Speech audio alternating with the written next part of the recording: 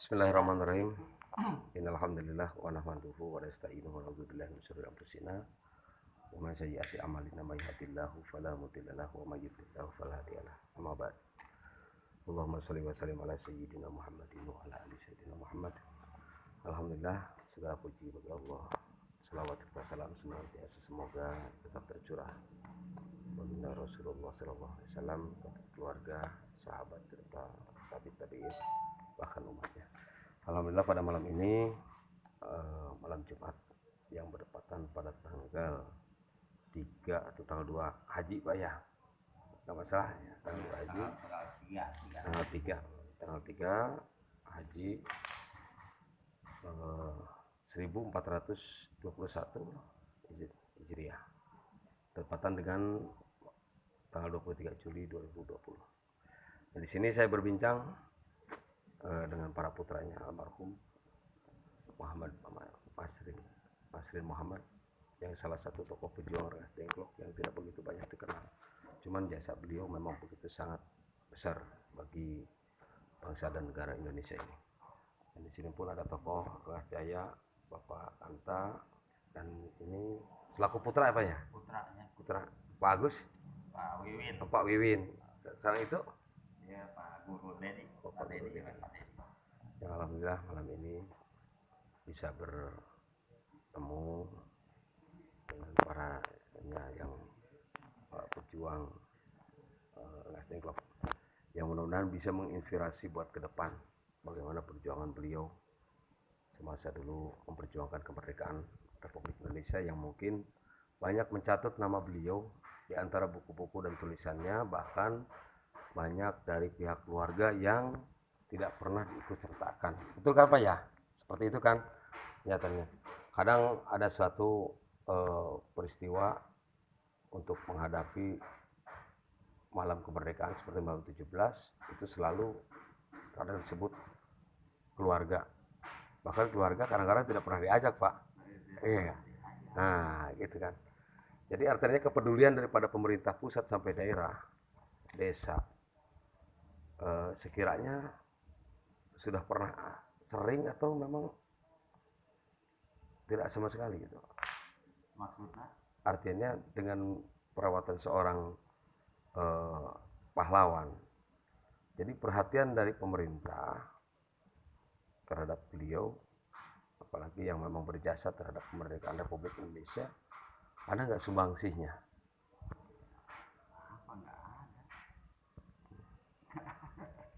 Nah ini pun Nggak ada ya, terutama karena bukan apa-apa gitu. Kita apa ya, masyarakat itu, apalagi anak-anaknya semua juga istilahnya beliau berjuang itu tanpa pamrih gitu. betul. Walaupun dikasih penghargaan itu malah dikembalikan, tidak mau berjuang bukan untuk itu, Dikembalikan kepada negara. dikembalikan kepada negara. Ya apa yang ditanamkan kepada anak-anaknya itu bukan negara memberi apa, bukan, tapi apa yang kita berikan untuk negara, tempat kita diam, tempat kita itu. Jadi benar-benar ya emang nggak ada, malah ya bukan berupa santunan atau apa ya, benar-benar malah hampir nggak dikenal, Berarti perjuangan beliau ini sampai kepada anak-anaknya pun, kemudian kepada cucu-cucunya pun, itu tidak pernah mengajukan suatu permohonan tentang bagaimana jasa beliau terhadap negara. Karena kan gini Pak, ada satu buku yang pernah saya baca waktu itu tahun 2016. Nah buku ini kan beredar, kemudian ada nominal, apalagi sering kedatangan tamu-tamu dari Jakarta. Ada satu organisasi ataupun satu perkumpulan yang sering artinya membuat proposal Pak. Nah di sini saya harap ini kan kita masuk ke ini umum Pak ya, jangan sampai nama beliau terkotori oleh orang-orang yang tidak bertanggung jawab. Nah, harapan daripada keluarga ataupun anak seperti apa untuk mereka yang mungkin mencatut nama beliau? Terserah mereka. Kalau memang nama Bapak Masin itu bisa dipergunakan untuk kemajuan mereka atau untuk kemajuan daerah, silakan. Gitu. Silakan. Kalau memang bisa dipergunakan, nama baik seseorang bisa dipergunakan karena apa? Karena ini mungkin orang jadi bisa terkenal, dia sudah dikenal tadinya oleh negara atau oleh masyarakat. Betul. Saya ikut banyak malah. Gitu. Hasilnya silakan. Nah, walaupun tapi semua ini kalau memang ada yang mau menggunakan, tolong saya kasih tahu sebagai keluarga. Walaupun tidak dicantumkan atau tidak diajak aja. Jadi kalau ada orang menanyakan hal itu, saya tahu ada konfirmasi. Betul, artinya berarti ada yang bisa dipertanggungjawabkan ya Pak ya. Dipertanggungjawabkan. Ya memang sangat disayangkan. Kadang mereka yang jauh tahu, sementara yang dekat itu sama sekali membiarkan. Artinya sejarah daripada panjang perjuangan masyarakat ataupun rakyat Indonesia, terutama yang berada di pojok tubuh itu seolah-olah tenggelam dengan sejarah-sejarah di luar daripada Rengas Dengklok. Bahkan saya pernah keliling waktu itu, bukan hanya di wilayah Jawa Barat saja Pak, termasuk saya Sumatera. Jadi pada dasarnya saya memperkenalkan Rengas Dengklok. Cuman mereka itu tidak tahu teritorial, artinya wilayah suku Rengas Dengklok yang pada 16 Agustus waktu itu Presiden pertama Republik Indonesia itu diculik oleh pemuda peta. Mereka sama sekali tidak tahu bagaimana sih Rengas Dengklok itu.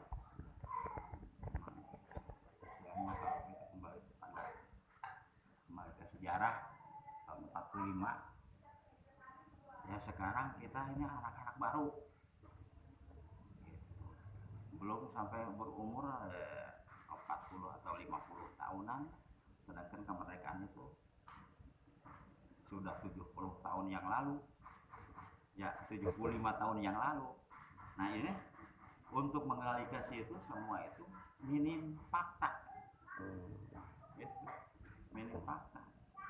Kalau tidak ada rumah sejarah Makiso sama tugu bulatan tekad, tugu proklamasi. Nah ini sengaja dibikin tugu itu, dibikin untuk mengenang bahwa di Rengas Dengklok itu pertama kali dirumuskan naskah proklamasi, ya, bukan dibacakan tapi dirumuskan, dibuat, kemudian dibawa ke Jakarta untuk diproklamirkan. Nah ini kita ini minim fakta untuk sejarah itu kalau tidak ada istilah turun temurun dari orang tua yang pelaku sejarahnya. Seperti itu ya. Nah, termasuk Pak Masrin atau banyak anak buahnya yang lain juga. Ya memang dilema dalam bermasyarakat, kadang mereka yang berkuasa lebih kuat Ya, daripada tadi putra-putra pahlawan yang berada di Rengas Dengklok. Gitu. Nah di sini saya sangat menyayangkan, justru saya sering mengajak kepada rekan-rekan untuk bisa lebih mengenal, lebih tahu siapa saja yang berada di waktu itu pejuang Rengas Dengklok yang bersama Soekarno dan rombongan dari Jakarta. Tapi memang dasarnya untuk kepentingan pribadi, terkadang mereka juga suka lupa Pak. Ya itu udah sifat-sifat manusia. Sifat manusia ya, kalau sudah kita minta tolong sama seseorang untuk jalan sukses gimana, tapi kalau sudah sukses ini tenggelam. Seperti kita nyebrang lewat jembatan, nggak tahu itu jembatan mau ditinggal aja udah. Berarti dalam beberapa pimpinan desa pernah nggak Pak ada satu pemimpin desa, artinya lurah atau kepala desa yang mempromosikan nama beliau ke pemerintah baik kabupaten, provinsi atau pusat? Itu belum ada, tapi saya nggak tahu ya karena apa, karena nggak ada konfirmasi buat saya, nggak ada gitu. Malah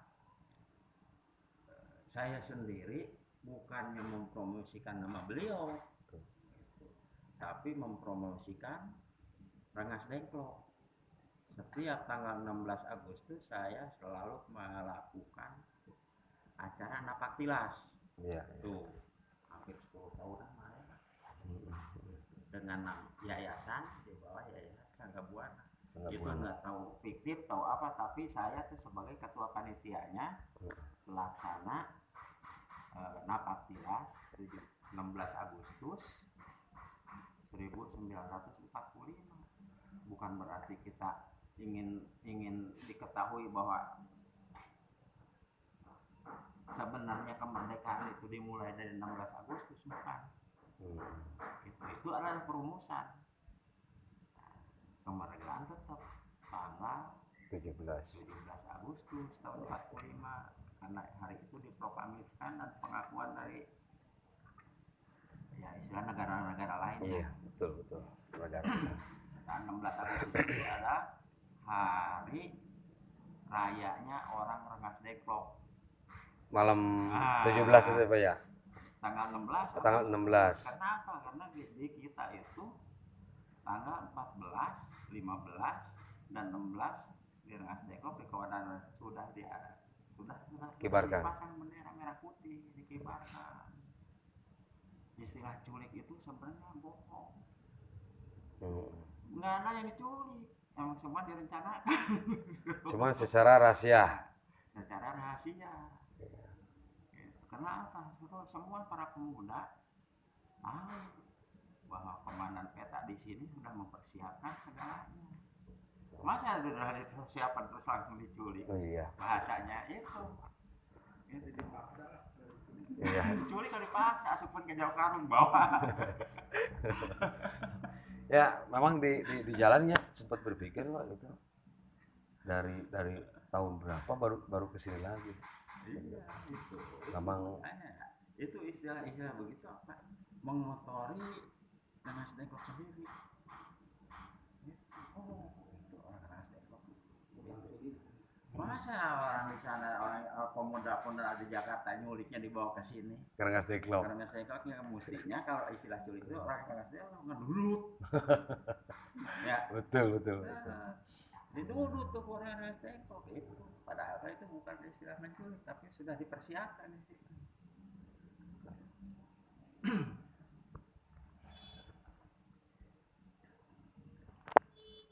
Sahabat Indonesia sekalian, tadi perbincangan hanya beberapa saat.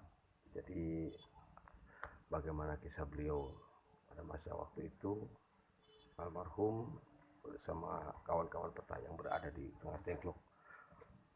Ini perubahan dalam kegiatan ataupun untuk diketahui oleh seluruh warga negara Indonesia.